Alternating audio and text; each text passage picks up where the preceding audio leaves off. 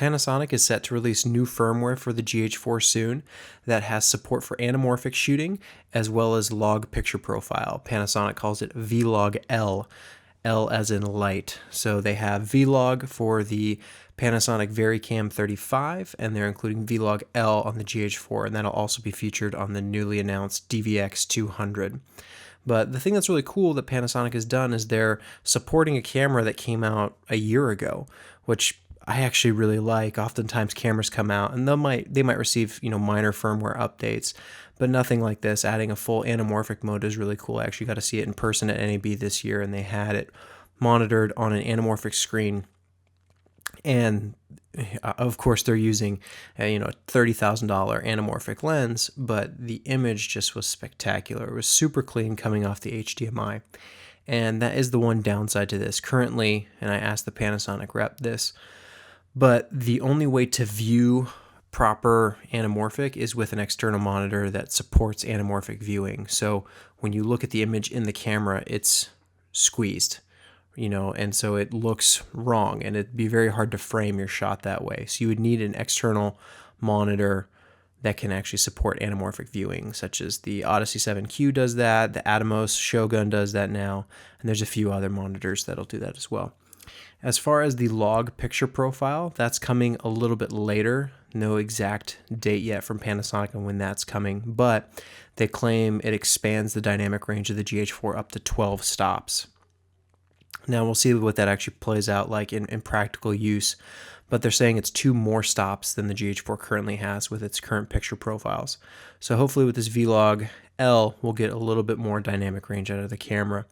I think the GH4 does a decent job with dynamic range right now. It could always certainly be better, but it's not terrible. However, 2 stops is great. The only thing I will say is that because the GH4 is recording to an internal compressed codec, you might have difficulty grading log footage if you're recording internally. Now, if you're going to shoot, anamorphic, or even if you're not going to shoot anamorphic and you want to record externally to an Atomos Shogun or Odyssey 7Q, whatever it is, you're hopefully recording, ProRes 422 or 444, and you'll be able to play with that color more efficiently in post-production.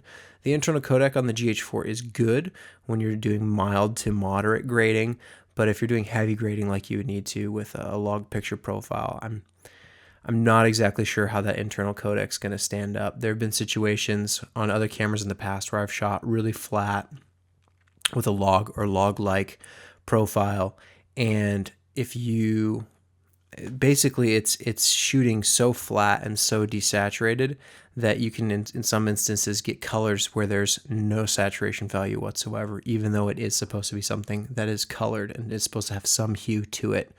And so you'll bring the saturation up across the image, but those portions of the image that didn't get any color information because it was so desaturated, because there's not that color depth there like you would have with a proper codec like, RAW or 444 or 422.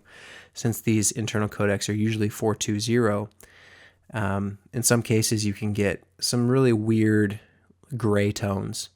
Now, I don't know if that's going to be the case with the GH4. We'll just have to see how it plays out. I'm certain, though, that recording externally via HDMI will give you better results than the internal codec. So log, or Vlog L, as Panasonic calls it, they really wanted to make that distinction. It's Vlog L, not Vlog. Vlog is for the VariCam 35. But we'll see how it plays out. The internal codec I'm just a little worried about. I personally, right now with the GH4, I shoot Cinelike V. I feel like it's given me better looking footage than Cinelike D, but that's probably down to personal preference because everyone's got their own little tweak and modification that they like to do. I know a lot of people who shoot Cinelike D and they're super happy with it and their stuff looks great.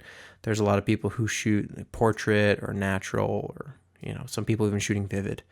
It just depends on your own personal taste and what you like. I like to shoot pretty close to final, but still flat enough to where I'm preserving my highlights and keeping some detail in the shadows where it's not too punchy, not too contrasty, but still closer to the final product than what you would get with log, certainly.